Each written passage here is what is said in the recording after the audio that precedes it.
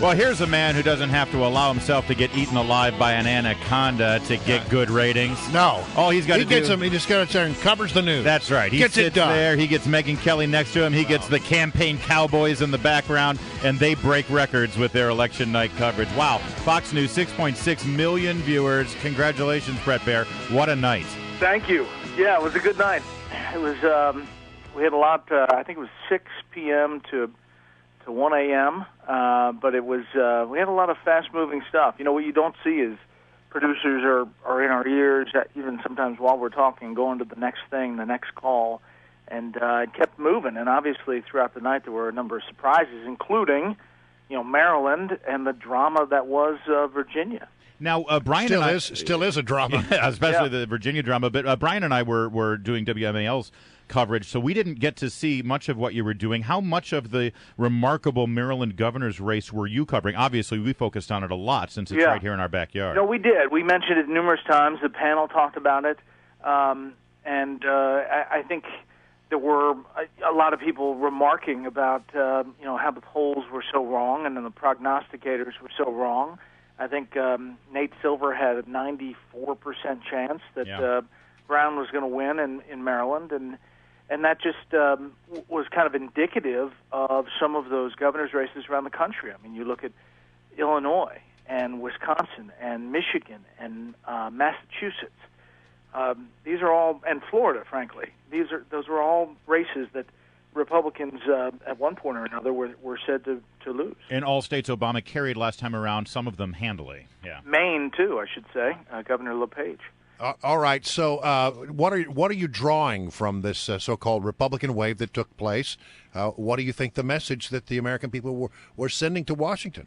Well, I think the right track, wrong track was pretty telling. It was I think it was 67% wrong track, and that tracks basically from what we were looking at going in.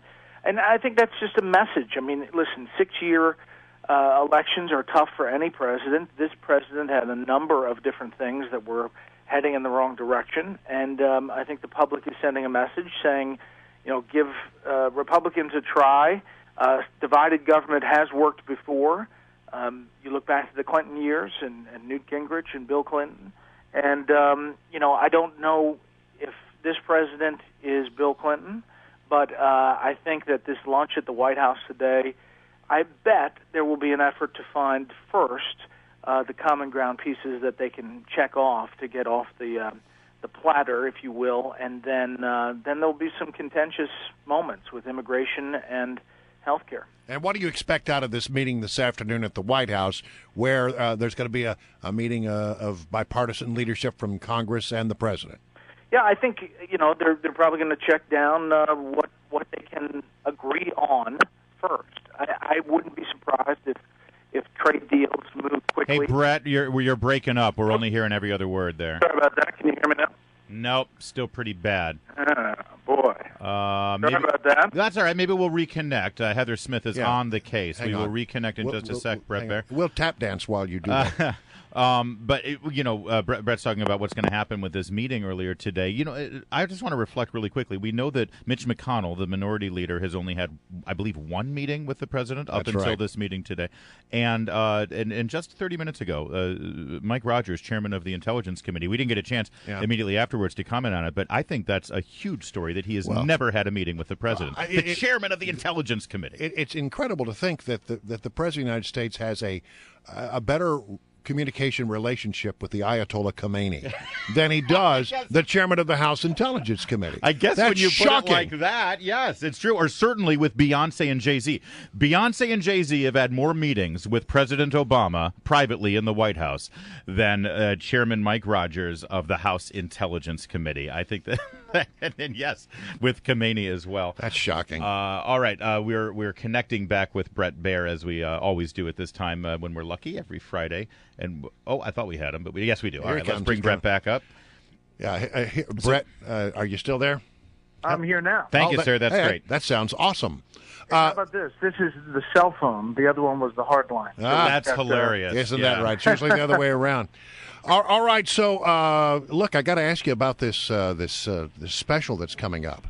with the guy who shot bin Laden. It's a little controversial. How are y'all handling this?